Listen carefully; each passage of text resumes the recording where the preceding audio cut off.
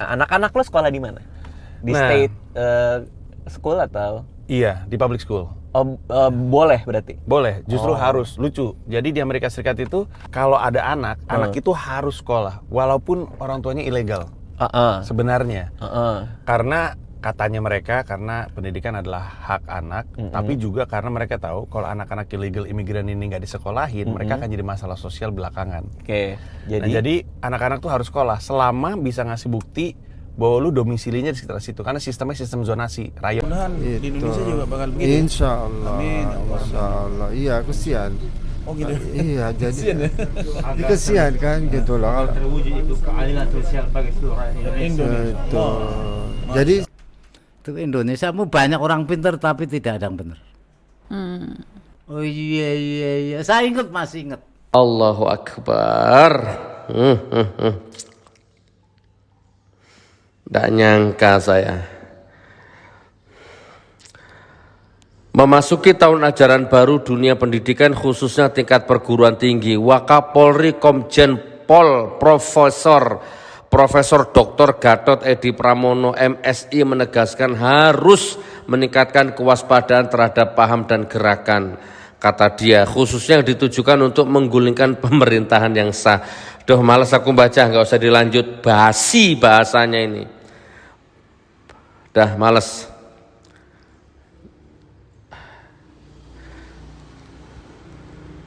Aduh, emosi wis. Iki admin yang berita ngene iki. Sambo itu sekolahnya di mana ya? Ada yang tahu nggak Sambo itu sekolahnya di mana ya? Kok bisa sekejam itu ya? Teroris itu ya. Sambo itu gerejanya di mana ya? Jemaat gereja di mana dia ya? Kok bisa sekejam itu ya?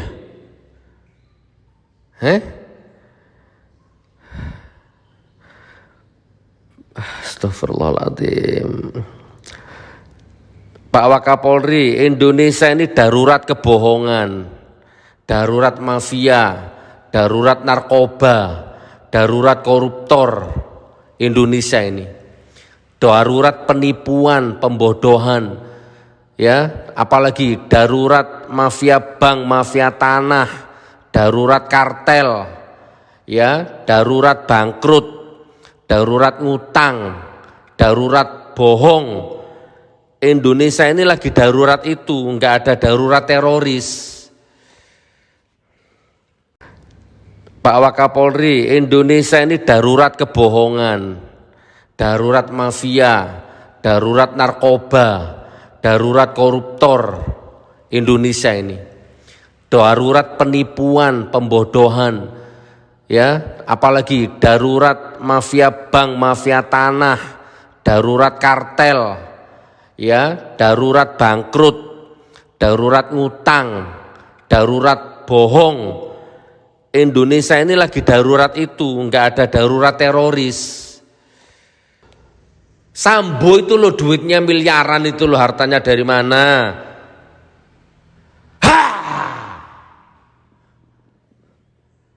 Pagi-pagi cari penyakit. Iki admin sing goblok iki. Nge berita iku sing bener po. Goblok kan iku. Iya. Gila juga ya. Iya. Makanya kalau misalnya pas kami nyari sekolah, semua sekolah-sekolah inceran kami, tolong diingat kami kan nyarinya kan di Bayside kan. Oke, ini rumah kami di sini. Oke, ini ada SD nih 12 menit jalan dari rumah. Ini 15 menit jalan dari rumah. Oke, kita samperin. Itu gedungnya tinggi-tinggi gitu. Jadi dari depan tuh kayak nggak ada halaman. Pokoknya gedung tinggi, jendelanya tuh kecil-kecil, terus udah gitu pintunya pintu besi. Terus gue bilang kenapa kayak penjara? Tapi kalau kata orang Indonesia, justru itu tanda sekolahnya bagus karena itu aman. Karena kayak penjara. Karena kayak penjara. Karena aman, jadi orang penembak tuh nggak mudah untuk masuk. Kalau pas lu buka pintu besinya nggak ada jendelanya, jadi lu mesti tet atau dong, baru dibukain pintunya di dalam polisi. Sebenarnya kan kalau di Indonesia kan kita tahu itu sekolah kan karena dari depannya ada halaman, gitu-gitu kan. Jadi emang bentuk sekolahnya aja mengikuti keadaan. Jadi kayak gitu ya. Apakah di private school persentase kemungkinan lebih kecil atau sama aja? Iya, lebih kecil. Tapi mahal banget ya. Cuma mahal banget. Berapa kalau private school di situ? Bisa lebih mahal dari biaya yang gue keluarin per bulan untuk rumah. Padahal rentnya New York tuh gila loh. Iya. Apalagi sekarang market lagi ngaco kan? Betul. Nah, terus tapi gue bilang sama Gamila, kami kan ngontrak rumah ini setahun dulu. Kalau ternyata anak-anak nggak ngerasa aman, kita nggak ngerasa aman di sekolah ya dengan lingkungan ini. Walaupun lingkungannya bagus ya, tapi kan kita nggak pernah tahu. Ya udahlah kita public school, terus ya udah kita berdua genjot kerjaan dengan lebih ekstrim. Private school maksudnya? Private school sorry ya, private school, tapi kita genjot kerjaan lebih oke aja. Tapi itu di sekolah, kalau syuting di luar itu udah terserah sama takdir ya? Iya. Karena itu kan juga lumayan sering kan? Iya, anak-anak udah diajarin gimana caranya bersikap di dalam subway station, menghindari tempat-tempat turis kayak Times Square, karena biasanya suka ada orang-orang aneh gitu-gitu. Subway-nya sendiri bagus nggak? Karena kan gosipnya kan, gue Oh, nggak pernah tidak. ke New York soalnya. Coba follow Instagram @subwaycreatures. Ada apa aja itu? Aduh, itu aneh-aneh banget. Ada tikus sekeluarga masuk ikut naik kereta, iya masuk santai kayak seakan-akan bawa koper tapi enggak sih. Terus gitu ada orang-orang gila banyak. Homeless ya? Iya, secara rutin tuh selalu tiba-tiba berhenti. Gue pernah nih lagi dengerin musik kan di subway. Lagi jalan tiba-tiba kami semua Itu dengerinnya earphone-nya lo taruh di sini dong, Oh, iya tapi kan kan? kita begini-begini. Iya, soalnya tangan Masa lo- begini-begini? Nah, tangan lo taruh sini Iya, apa? biar hip hop. Iya, iya. Terus tiba-tiba, walaupun lu lagi digini sesuatu, lu bisa ngerasa keretanya nabrak sesuatu, geletak, greget gitu. Terus gua sampai copot gini. Apaan nih? Apaan gitu? tuh barusan tuh? Terus semua orang juga yang tadinya nunduk langsung angkat kepala gitu. Apaan tuh barusan tuh? Rrrr, ngerem, terus bilang sorry ya kita ada delay, ada orang lompat ke railway, ada yang bunuh diri. Dan itu sering banget ketunda. Gila. Lagi hujan-hujan itu, kita lagi asik nih di bawah nih, lagi hujan-hujan. Turun semuanya segera turun sekarang karena ada di stasiun sana ada yang mati, gitu-gitu sering banget. Bukan cuma suicide berarti ya? Ada Bukan, pembunuhan juga? Ada pembunuhan, ada Di subway? hate Asian, ya hate Asian crime, Hate Asian crime apa tuh? Kayak dipukulin atau? dilempar, Enggak dong. didorong, demi Allah. Enggak sih. Jadi Kemarin- ada orang saking bencinya sama orang Asia, Iya, di platform subway didorong, pas keretanya mau lewat. terus ketabrak. Iya. Perempuan waktu itu. Wah, lu gila sih. Emang ngeri banget. Gua gila sih. Lu jalan nih, Gila lagi sih. menuju open mic, lu jalan. Tiba-tiba ada pohonnya ada foto, terus ada bunga-bunga. Ada orang Asia, perempuan dibunuh, baru mau pulang ke apartemennya. Waduh, sering banget kayak gitu. Segitunya. Sering banget, gara-gara COVID. Tapi lu kan orang Asia. Memang. Lu nggak takut? Takut. Tapi lu nggak kayak Asia sih. Lu kayak Mexican kan? Kayak Banyak orang yang bilang kan? Filipin. Kita orang Indonesia tuh selalu disangka Filipin. Mereka nggak punya referensi orang Indonesia soalnya. Tunggu. Berarti hate Asian crime ini itu Asia yang kayak lu ini selamat tapi. Oh enggak, tetap kena. Oh, tetap kena. Tetap kena. Sama mereka pukul rata. Gua pikir apa yang hanya Japanese, Chinese yang look Iya. alike gitu. Tapi atau- memang karena pada intinya mereka ini bunch of losers ya yang ngebunuh ini, targetnya biasanya perempuan Asia, ibu-ibu, nenek-nenek Chinese. Jadi benci aja, tapi nggak berani kalau ke laki, nggak berani ke orang dewasa, takut konsekuensinya. Dorong aja gitu, bunuh aja gitu. Aduh, banyak banget. Wah, gila sih. Gua nggak nyangka se-Bronx itu sih, se-chaos itu sih. Tapi kalau lo bandingin, sebenarnya lo tinggal di Jakarta sama di New York, itu enakan mana sebenarnya? Kalau lo bandingin aja. Ya, susah bener nih. Karena ini di luar bahwa gue suka makanannya dan gue di sini dikenal ya. Kalau boleh jujur, di sini lebih enak naik Transjakarta daripada naik subway. Sama-sama banyak tangga, bedanya kalau Transjakarta tangganya naik kan, kalau subway tangganya turun. Tapi setidaknya Aman. nggak ada ketakutan itu. Di sini nggak ada menurut lo? nggak ada kan, gue naik Transjakarta.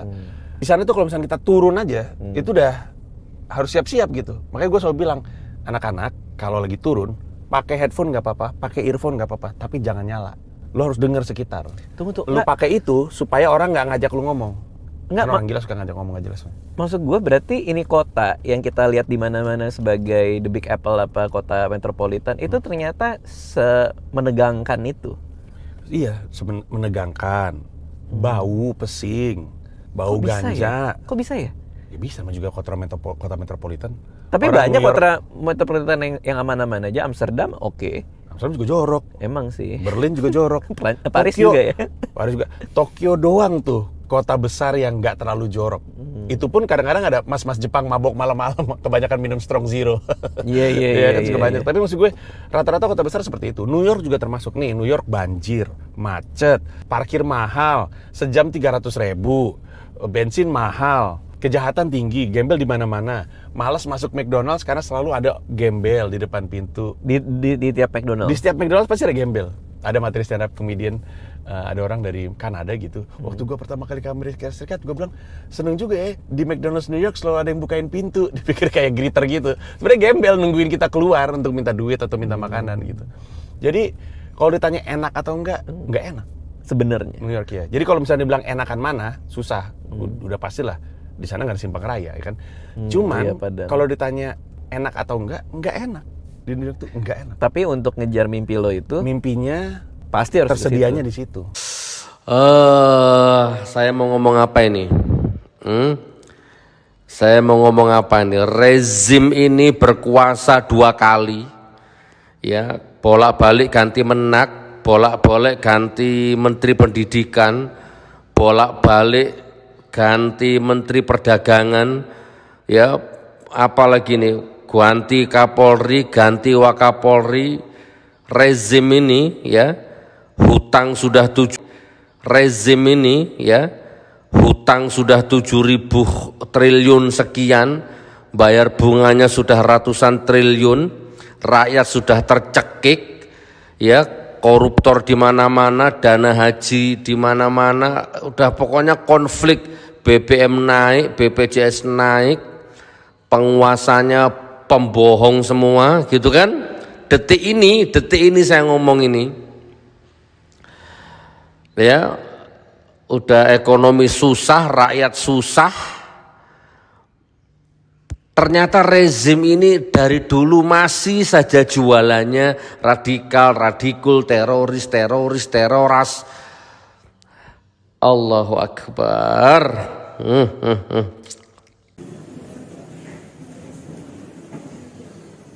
Ketika aku memakan buah khuldi dalam keadaan berpakaian, tiba-tiba Allah lepaskan pakaianku sehingga aku dalam keadaan telanjang. Umat Muhammad kebalik. Mereka berbuat dosa dalam keadaan telanjang, tapi tetap Allah beri mereka pakaian. Nabi Adam Allah turunkan di India, di bawah kaki gunung Himalaya. Siti Hawa Allah turunkan di Jeddah. Iblis Allah turunkan di Basra, Irak. Aku berbuat salah di sorga, Allah keluarkan ke dunia, bumi. Umat Muhammad kebalik. Mereka berbuat dosa di bumi, tapi kalau bertobat Allah masukkan ke surga. Aku berbuat salah di sorga, Allah keluarkan ke bumi, Allah turunkan ke bumi. Umat Muhammad, kalau mereka berbuat dosa di bumi, tapi kalau Allah terima tobatnya, Allah masukkan mereka ke surga. Aku iri kepada umat Muhammad dan aku ingin menjadi bagian daripada umat Muhammad.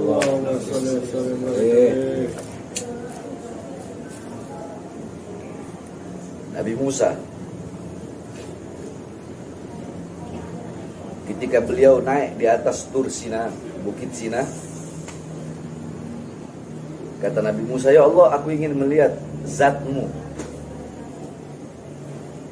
Kata Allah, wahai Musa, kamu tidak akan sanggup. Kamu tidak akan kuat melihat zatku. Kamu akan hancur, terbakar, hancur lebur, tidak akan tersisa. Ketahuilah wahai Musa, antara aku dengan hamba-hambaku ditutupi dengan 70.000 hijab, 70.000 penghalang yang menutupi antara aku dengan hamba-hambaku. Imam Ghazali menjelaskan, penghalang Allah itu Allah ciptakan dari cahaya, dari air, dan dari kegelapan. Di dalam penghalang Allah ada suara gemuruh air.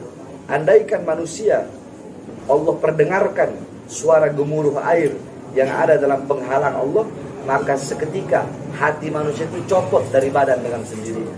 Saking dahsyat hijab dan penghalangnya Allah. Andaikan Allah buka penghalang, Allah perlihatkan kepada langit, langit runtuh.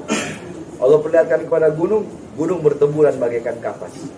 Ketahuilah wahai Musa, 70.000 penghalang ini tidak akan aku buka kecuali untuk Ahmad dan umat Ahmad. Apa kata Nabi Musa? Ya Allah, aku tidak bisa menjadi Ahmad. Maksudnya Nabi Muhammad. Aku tidak bisa menjadi Ahmad. Maka jadikanlah aku bagian daripada umat Muhammad. nabi-nabi dan rasul terdahulu saja pengen jadi umat Nabi Muhammad. Ente orang udah lahir jadi umat Nabi nggak bersyukur. Bayangin Nabi dan Rasul nih, ini Nabi dan Rasul pengen jadi kayak kita umat Nabi Muhammad. Ente orang udah dilahirkan jadi umat Nabi, nggak tahu diri. Pagi, siang, sore, malam berbuat dosa, ngelacur, zina, narkoba, maling, ngerampok uang rakyat, maling uang rakyat, pejabatnya zolim, ulamanya cari muka sama pejabat, ulamanya ulama amplop, ulamanya ulama kera-kera bersorban, ulama kontrak. Tahu ulama kontrak? Kalau mau ngundang ceramah harus ada kontrak dulu. Jual agama, jual ayat. Pejabatnya korupsi, koruptor, menyengsarakan rakyat. Anak durhaka sama orang tua nggak didik anak dengan baik. Istri durhaka kepada suami nggak didik istrinya dengan baik. Nggak bersyukur jadi umat Rasulullah. Ente tahu, Bani Israel kalau mereka melakukan dosa besar tidak akan diampuni dosanya kecuali mereka loncat dari jurang yang tinggi sampai mati, baru diampuni dosanya. Kita umat Rasulullah, sebesar apapun dosa yang kita lakukan, ada yang lebih besar. Apa itu? Pintu pengampunan Allah SWT khusus untuk umat Nabi Muhammad. Cuma kitanya nggak tahu diri. Jadi umat Nabi nggak tahu diri. Ada lagi yang lebih nggak tahu diri. Ngaku umat Nabi, tapi penjarain cucu Nabi.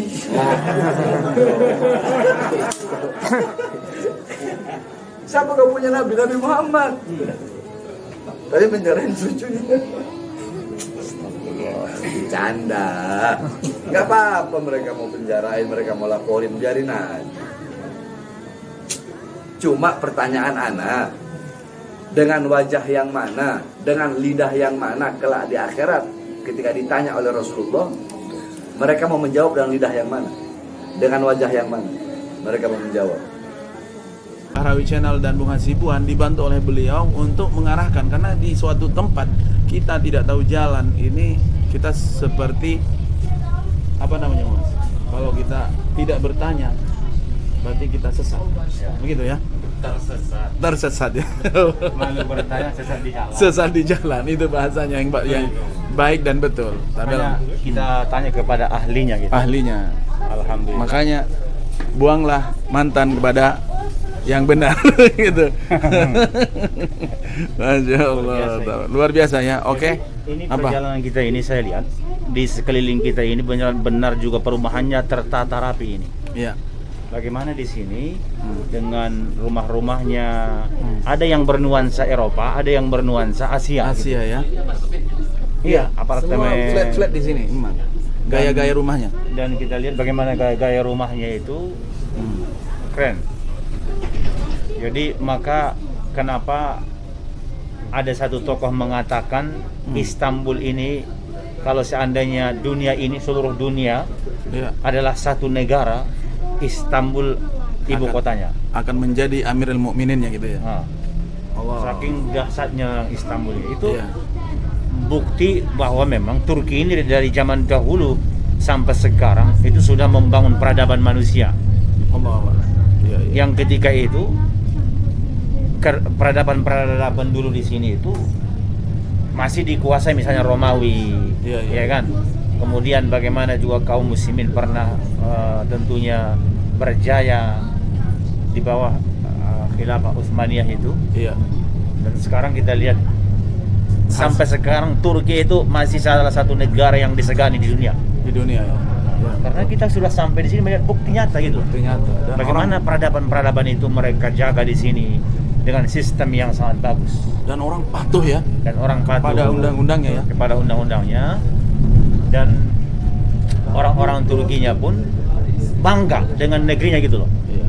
Antum bangga nggak dengan negeri antum? Bangga. Bangga nggak?